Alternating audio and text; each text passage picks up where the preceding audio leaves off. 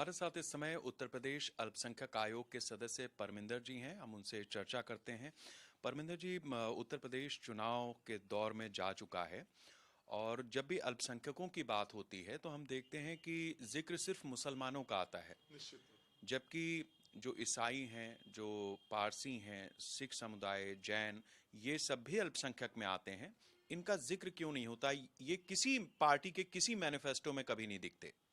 मैं सर्वप्रथम आपको धन्यवाद दूंगा और हृदय से साधुवाद दूंगा कि आपने पहली बार किसी मीडिया चैनल ने ये वास्तविकता को जो धरातल पे लाने का कार्य किया कि आपने एक वास्तविक मुद्दा और सच में जो अल्पसंख्यक में सिख धर्म हो गया या जैन हो गए या बुद्धिस्ट हो गए या पारसी हो गए या क्रिश्चियन हो गए, इनकी और किसी भी दल ने कभी इस प्रकार की कोई सोच नहीं रखी कि इनकी समस्याएं क्या हैं और समाज में इनका भी प्रतिनिधित्व है, तो इनको हम कैसे इनके मुद्दे उठाएं और इनकी क्या समस्याएं उनको भी अपनी मैनिफेस्टो में लाने कार्य करें। ये प्रथम बार, ये सच में एक दुखती रग है और इसको प्रथम बार आपके चैनल ने उठाया है। मैं इसके लिए आपको धन्यवाद ज्ञापित करता हूं। ये मैं आपसे जानना चाहूंगा कि वर्तमान में मुस्लिमों का तो हम देखते हैं जिस तरीके की समस्या है वो खुद भी एक समस्या है, लेकिन इसके अलावा जो अल्पसंख्यक बिरादरी के लोग हैं उनकी समस्याएं दरअसल हैं क्या? देखिए, विडंबना है उत्तर प्रदेश की कि जो वास्तविक अल्पसंख्यक हैं उनको वो लाभ नहीं मिल पाते हैं जो अल्पसंख्यक होने के नाते मिलने चाहिए। अगर हम एजुकेशन की बात करें, स्कॉलरशिप की बात करें, लोन की बात करें, तो मुझे, हालांकि मैं संवैधानिक पद पे बैठा हूं और मुझे थोड़ा सा बोलने से परहेज करना चाहिए, लेकिन वास्तविकता है कि वो सभी वर्गों को पर्याप्त नहीं मिलता, बल्कि वर्ग विशेष को ही उसमें बहुलता रहती है।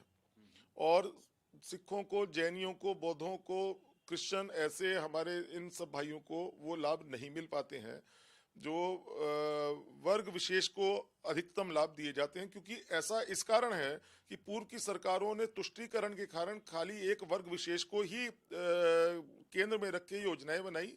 और जब हम धर्मनिरपेक्ष की बात करते हैं तो हम भाषा विशेष के विकास के लिए कैसे फंड जारी करते हैं, ये बहुत बड़ी बात है। और इस प्रकार से दीनी तालीम को या अन्य चीज़ों के लिए सरकार की ओर से टीचर पॉइंट किया जाना और मदरसों की मान्यता दिया जाना, तो निश्चित तौर पे कहीं ना कहीं से ये संविधान का अनुच्छेद 14 के अंतर्गत समानता के अधिकार के विरुद्ध है। ये भी आपसे जानना चाहेंगे कि जो 2022 का चुनाव है, जो मुस्लिमों के अलावा अल्पसंख्यक हैं, उनके लिए आप किस तरीके से सोच रहे हैं और खास तौर से क्या मसले हैं जिनको आप चाहेंगे कि पार्टियां अपने मैनिफेस्टो में लाएं ताकि कहीं से शुरुआत हो? देखिए, मैं प्रैक्टिसिंग लॉयर भी रहा हूँ हाईकोर्ट लखनऊ में और एक समाज सेवी भी रहा हूँ, और आयोग का सदस्य होने के नाते तो मुझे सभी कम्युनिटी की चिंता है। लेकिन वास्तव में सिख समाज के लिए, क्योंकि अगर हम आज़ादी की बात करते हैं, 123 फांसी आज़ादी के दौरान हुई, उसमें 93 सिखों ने फांसी की सजा उनको दी गई है। काला पानी में 90% सिखों को सजा दी गई है। इस देश के लिए सिखों का योगदान बहुत बड़ा है। लेकिन सिखों की तमाम ऐसे मसले हैं, जैसे हमारा गुरुद्वारा ज्ञान गोदड़ी का उत्तराखंड में, जो हरिद्वार में हर की पैड़ी गुरुद्वारा है, उसको डिमोलिश 1984 में कांग्रेस रिजीम में कर दिया गया था, कांग्रेस सिख विरोधी नरसंहार में, वो कैसे बने।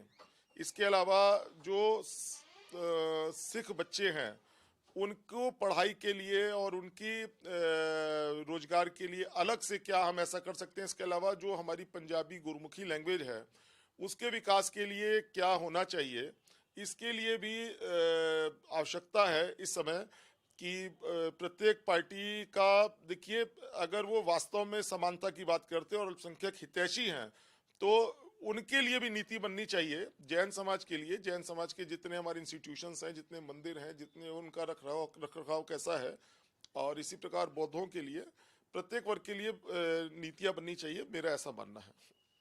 बहुत शुक्रिया हमसे बात करने के लिए। इसमें कोई दो राय नहीं है कि जब भी अल्पसंख्यकों की बात होती है दिमाग सिर्फ मुसलमानों तक जाता है, जबकि हकीकत यह है कि भारत में 6 समुदाय ऐसे हैं जो अल्पसंख्यक वर्ग में शामिल हैं, मुस्लिमों के अलावा बचे 5।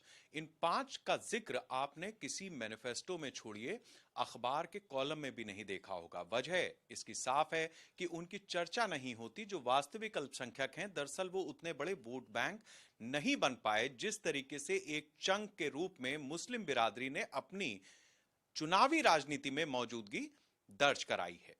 ये हर पार्टी के लिए एक चिंता का विषय होना चाहिए 2022 के विधानसभा चुनाव में।